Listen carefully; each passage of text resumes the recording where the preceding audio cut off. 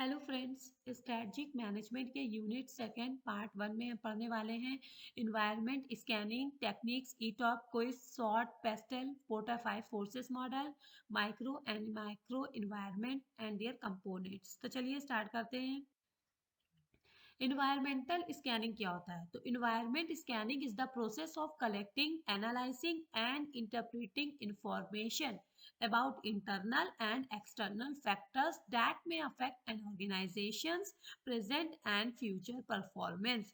यानी व्यवसाय से जुड़े बाहरी और आंतरिक वातावरण का अध्ययन किया जाता है जिससे ये पता चल सके कि ऑर्गेनाइजेशंस के प्रेजेंट और फ्यूचर परफॉर्मेंस को कौन कौन से फैक्टर इन्फ्लुएंस करेंगे। इसी को कहते हैं इन्वायरमेंट स्कैनिंग।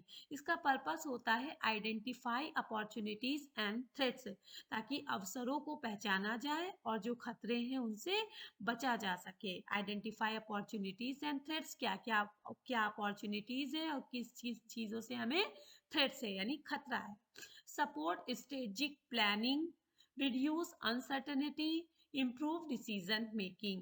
इस पर्पस के लिए हम इन्वायरमेंट स्कैनिंग करते हैं। ओके, यहाँ तक सारी चीज़ें क्लियर हो गई। जिसके लिए कई तकनीक यूज़ की हैं, जिसमें पहला है टेक्निक्स ऑफ इन्वायरमेंट स्कैनिंग में ईटॉप, जिसे environmental threats and opportunity profile कहते हैं। ये समराइज करता है environmental opportunities and threats, helps management understand impact of external factors कि कौन कौन से external factors impact करेंगे। used for strategic analysis, strategic analysis के लिए यूज किया जाता है। कहने का मतलब है इस तकनीक में अपॉर्चुनिटीज यानी अवसर और थ्रेट्स यानी खतरे को अलग अलग पहचान करके स्ट्रेटजी बनाई जाती है। ये टूल भविष्य की प्लानिंग में मदद करता है। इसके कंपोनेंट्स हैं economic, political, market, technological, social. इन सारे फैक्टर्स को कंसाइडर किया जाता है और क्या क्या अपॉर्चुनिटीज़ हैं कि हमें उन अपॉर्चुनिटीज़ को ग्रैब किया जाता है और क्या थ्रेट्स हैं उन थ्रेट्स को कम किया जाता है। नेक्स्ट है क्विस्ट। क्विस्ट मतलब क्विक इन्वायरमेंटल स्कैनिंग टेक्निक। ये एक तेज और सरल तरीका है।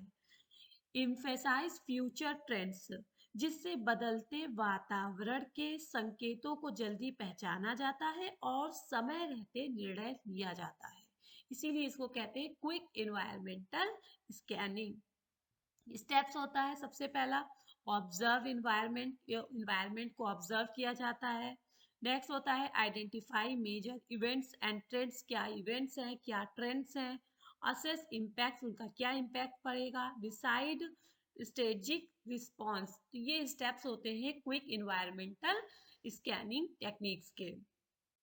शॉर्ट एनालिसिस, शॉर्ट का फुल फॉर्म होता है strength, weakness, opportunity and threats. A tool to analyze internal and external environment. Internal environment में स्ट्रेंथ होती है कम संगठन की ताकत, वीकनेस यानी संगठन की कमजोरियां, और एक्सटर्नल इन्वायरमेंट में अपॉर्चुनिटीज होती है कि बाहरी अवसर क्या है, और थ्रेट्स यानी बाहरी खतरे।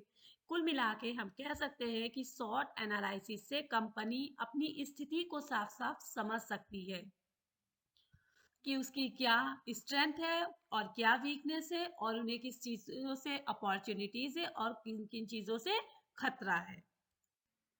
हेलो फ्रेंड्स, स्ट्रेटजिक मैनेजमेंट के यूनिट सेकेंड पार्ट वन में हम पढ़ने वाले हैं environment scanning techniques ETOP quiz SWOT PESTEL Porter 5 forces model micro environment and their components. तो चलिए स्टार्ट करते हैं।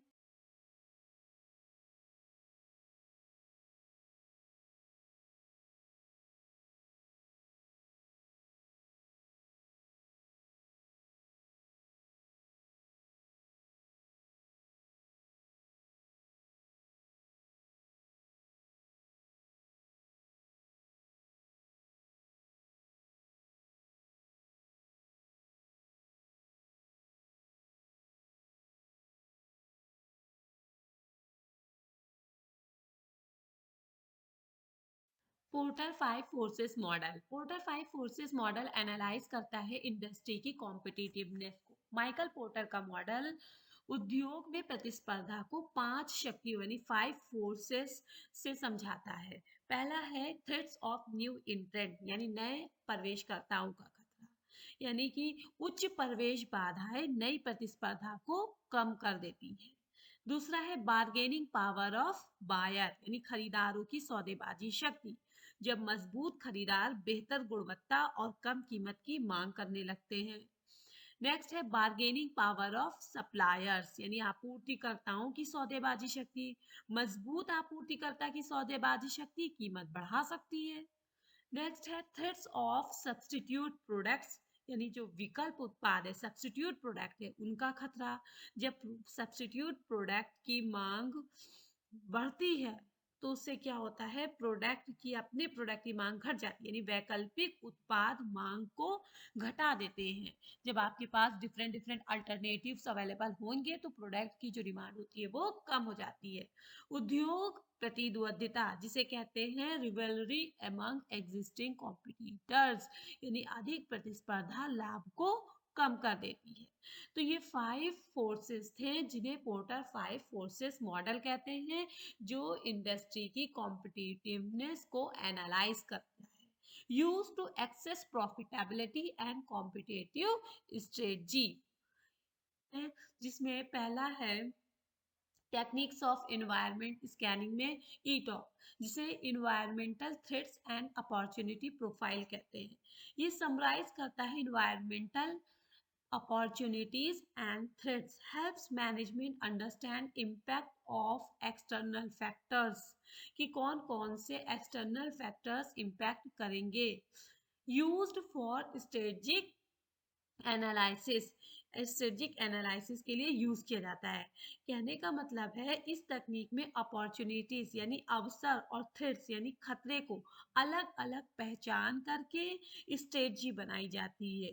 ये टूल भविष्य की प्लानिंग में मदद करता है। इसके कंपोनेंट्स हैं economic, political, market, technological, social.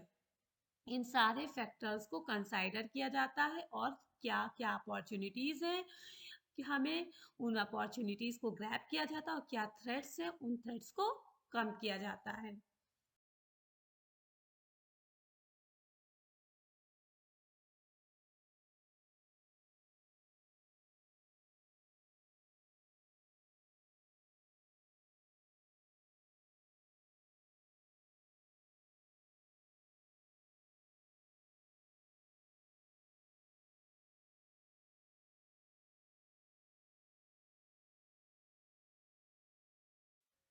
Next है macro environment, external environment, broad forces that indirectly influence the organization, यानी मैक्रो इन्वायरमेंट में वो सारे फैक्टर्स आते हैं जो ऑर्गेनाइजेशन को अप्रत्यक्ष रूप से इनडायरेक्टली इन्फ्लुएंस करते हैं। इसमें आता है इकोनॉमिक कंडीशंस कि हमारे कंट्री की जो इकोनॉमी की कंडीशंस होती है वो हमारी इकोनॉमिक कंडीशन अच्छी है तो उसका अच्छा इम्पैक्ट पड़ेगा। अगर डाउन में जा रही है, इन्फ्लेशन है या रिसेशन की कंडीशन है तो ये कंडीशन हम इकोनॉमिक कंडीशन हम यानी ऑर्गेनाइजेशन को इन्फ्लुएंस करती है जो अनकंट्रोलेबल कंट्रोलेबल होती है ऑर्गेनाइजेशन के लिए। Political and government policies, political और गवर्नमेंट पॉलिसीज में जो चेंजेस होती है उसका भी इम्पैक्ट पड़ता है। सोशल एंड कल्चरल फैक्टर्स, लोगों के लाइफ स्टाइल, उनके रीति रिवाज, कल्चर में चेंजेस होना।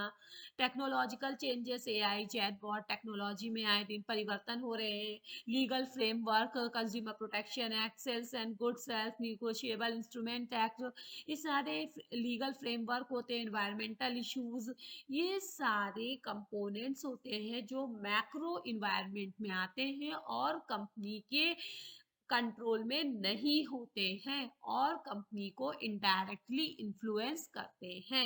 इन्हें माइक्रो इन्वायरमेंट कहते हैं। ओके, अब हम देख लेते हैं कि माइक्रो और मैक्रो इन्वायरमेंट में क्या स्पेसिफिक डिफरेंस होता है।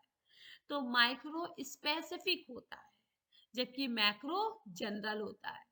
कंट्रोल की बात करें तो माइक्रो पार्शियल होता है, कंट्रोल किया जा सकता है थोड़ा बहुत, जबकि मैक्रो को कुछ भी कंट्रोल नहीं किया जा सकता है, नो कंट्रोल। इम्पैक्ट माइक्रो का डायरेक्ट इम्पैक्ट पड़ता है ऑर्गेनाइजेशन पे, क्योंकि ये सप्लायर्स, कस्टमर्स, इंटरमीडियरीज, ये सब से रिलेटेड होते हैं, जबकि मैक्रो ये इनडायरेक्टली इन्फ्लुएंस करता है हमारे ऑर्गेनाइजेशन को। फॉर एग्जाम्पल्स की बात करें तो माइक्रो में कस्टमर, सप्लायर्स, ये सारी चीज़ें आती हैं, और मैक्रो में इकोनॉमी, लॉ, पॉलिटिकल चेंजेस, ये सारी चीज़ें आती हैं। आई होप यहाँ तक सारी चीज़ें क्लियर हो गई होंगी कि माइक्रो और मैक्रो एनवायरनमेंट क्या होता है, इनके कंपोनेंट्स कौन कौन से हैं।